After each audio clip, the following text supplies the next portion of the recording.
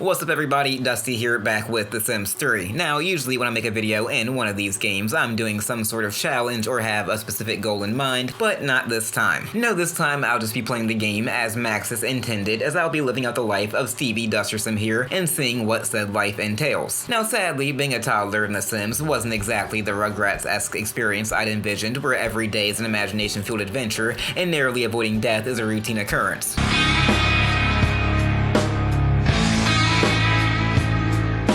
Instead, it turns out that Angelica was right, and being a dumb baby is the absolute worst. I mean, you're completely reliant on other people to feed and otherwise take care of you. A good amount of your schedule consists of learning how to stop pooping your pants and other basic necessities, and the only time you get to actually socialize is when some adult decides to patronize you. Aside from the few occasions when Stevie's dad decided that'd be funny to steal candy from a baby, the early portions of his childhood weren't the most eventful.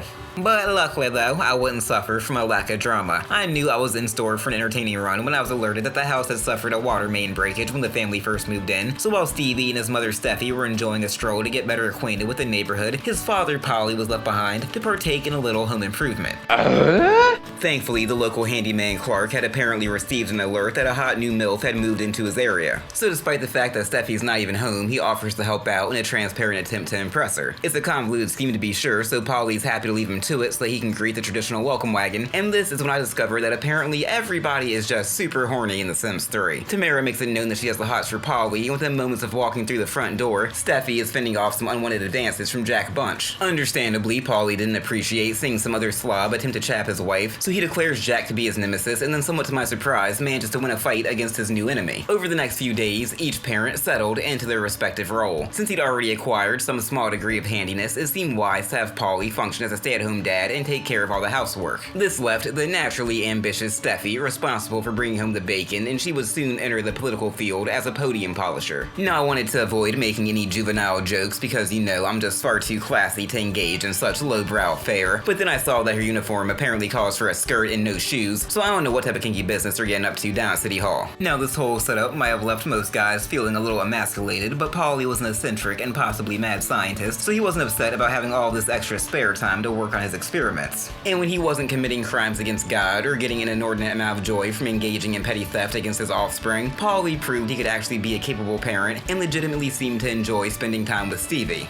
I'll freely admit if I saw a guy wearing a pair of sunglasses while he was pushing a small child in a stroller at 5 in the morning, I'd probably have some concerns, but thankfully everybody in The Sims is far more trusting. Also, I mentioned political scandals earlier, and Steffi soon finds herself embroiled in one as she's tasked with shredding some sensitive documents to teach the cops a lesson about avoiding accountability. While this might sound like a serious moral dilemma, in The Sims it's just another wacky way to earn yourself a raise without having to worry about suffering any repercussions down the line. Meanwhile, Stevie had recently mastered the art of walking upright and accompanied his dad to the summer festival where he watched him participate in a hot dog eating contest.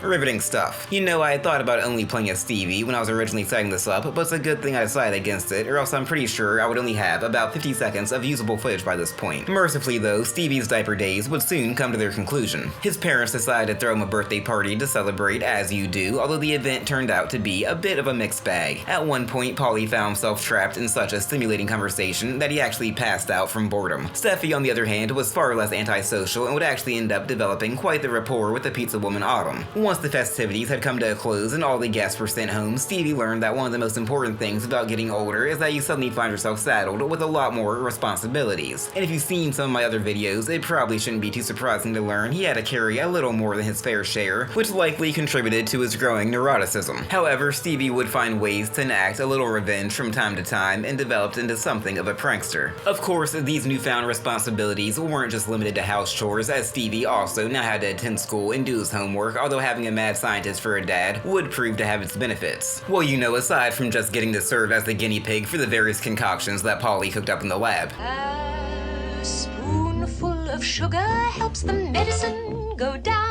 And Stevie also discovered that even school has its upsides, as it turns out that being cooped up with your fellow Sims for 7 hours most days typically develops some sense of camaraderie. And to its credit, The Sims 3 does a great job at capturing the wide-eyed innocence of childhood when bonding over something as mundane as your favorite colors can end up leading to a lifelong friendship. And there really is something wonderful about that period of adolescence when you're sane enough to know what's going on for the most part, but you haven't been beaten down by the cold realities of reality, to become jaded and cynical, so everything still seems full of magic and possibilities. I mean, as an adult, the holidays usually end up being a stress-filled time where it seems like nothing ever goes as planned and you're constantly one mess-up away from the brink of disaster. But when you're a kid, you don't have to worry about any of the hard work that's being put in behind the scenes. One day you're suddenly encouraged to show up on your neighbor's porch and demand some free candy, and then a few months later you're told that a mystical and omnipresent fat man has broken into your home and left gifts for everybody. It's the best! And this is also the period where you start to develop your own hobbies, and Polly was proud to see that his son had inherited his knack for innovation and would nurture Stevie's growing interest. Look, some parents take their kids to aquariums or coach their little league teams, while others take them down to the junkyard to dig through trash and learn how to strip copper wire. But as long as the kid's having a good time, well, that's all that really matters now, isn't it? However, beneath the surface of the seemingly storybook family, some serious cracks have begun to erode and wear down the foundation, as Polly and Steffi were eventually unable to run from the fact that, like many Sims, they were trapped in a loveless marriage. Steffi had slowly but surely managed to pull herself up the ranks to the position of city councilwoman, but the demands of her political ambitions meant that she didn't have much time to attend to her home life, as she had to hit the campaign trail to shake hands, kiss babies, and fundraise. I will have my administration come to your shitty little district and shake it to death like a Guatemalan nanny. And for his part, Polly was a cantankerous, moody old bastard who was prone to fly off the handle over the most minor of provocations. And despite attempts to keep up appearances for the sake of their son, the situation only continued to worsen, which may have been a factor in Stevie developing a bit of a rebellious streak as he got older. Intentions definitely weren't eased following their disastrous holiday party.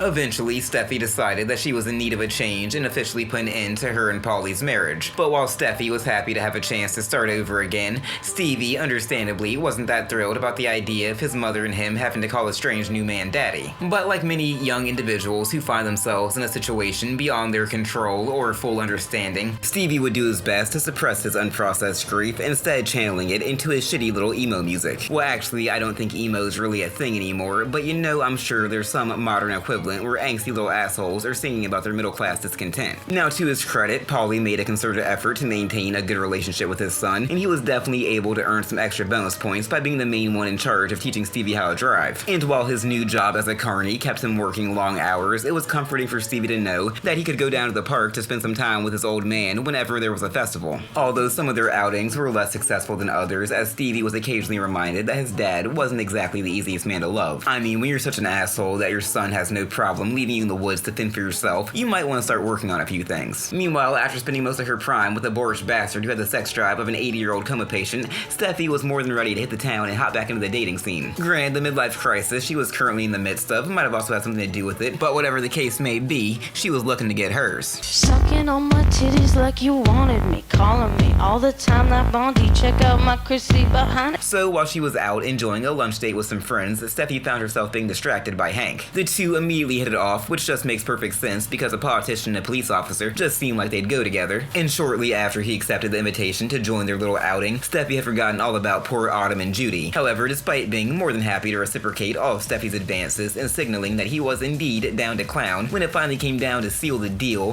Hank suddenly got cold feet on account of his bitch wife. I guess in his mind, it's only cheating if there's penetration. Full penetration. After striking out with Hank, Steffi then set her sights on Beau.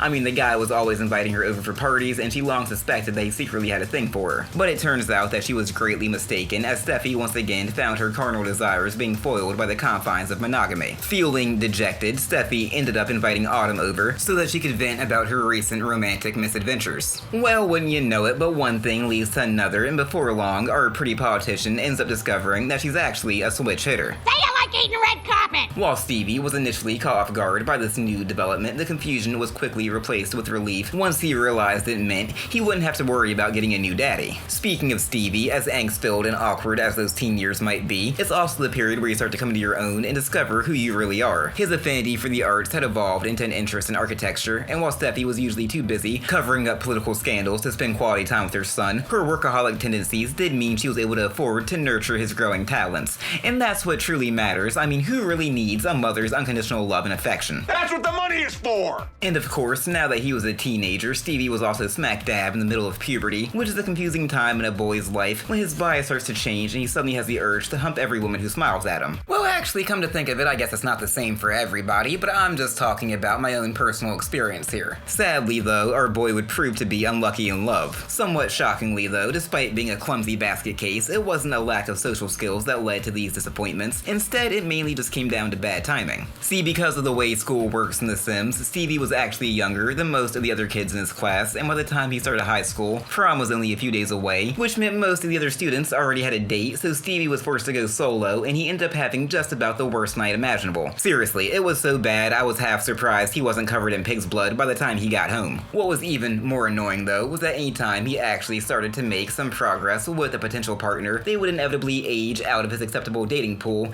leaving Stevie a very sad and horny boy. I'm just so lonely. This would also lead to some awkward situations, as being too old for Stevie meant that you were just perfect for Steffi, who was starting to develop a reputation as something of a cougar. Tonight, you. I mean, I can't think of many things that would have sucked more than having to watch my mom try to put the moves on my crush, but considering Stevie was way too into watching Steffi pressure Kaylin into kissing her under some old mistletoe, the sick little perverted monkey apparently disagrees with me. However, as stressful and confusing as high school may seem at the time, there's a reason so many people look back on that era of their lives with such fondness. It's when you get that first taste of freedom and independence that kids are so envious of, but you have yet to be bogged down by all the obligations and hardships that make adults so nostalgic for the carefree halcyon days of their childhood. I don't want my responsibility no more. But you know what they say, all good things must come to an end. One moment, your biggest worries are making sure you finish all your homework and avoid getting caught when you're out breaking curfew. Then within the blink of an eye, someone's shoving a diploma into your hand and you suddenly find yourself concerned about your rapidly receding hairline. I mean, I know life comes at you fast, but god damn, my man plummeted off the cliff so hard you would have thought he was chasing after the Roadrunner. Meep meep. Still, even though he was starting to become painfully aware of his age for the first time, it didn't take long for Stevie to discover that being an official and legal adult definitely had its upsides, so he was cautiously optimistic about the future and whatever surprises it may have in store for him. What is up everybody, Dusty here, and I hope you all enjoyed this video. If you didn't, then I have no idea why you'd still be hanging about, like what the hell are you even doing? But if you did enjoy it, then why not leave a like and consider subscribing to the channel, that way you can stay up to date with all my latest content. Or don't let me tell you how to live your life. Anyway, as always, thanks for watching, I'm out.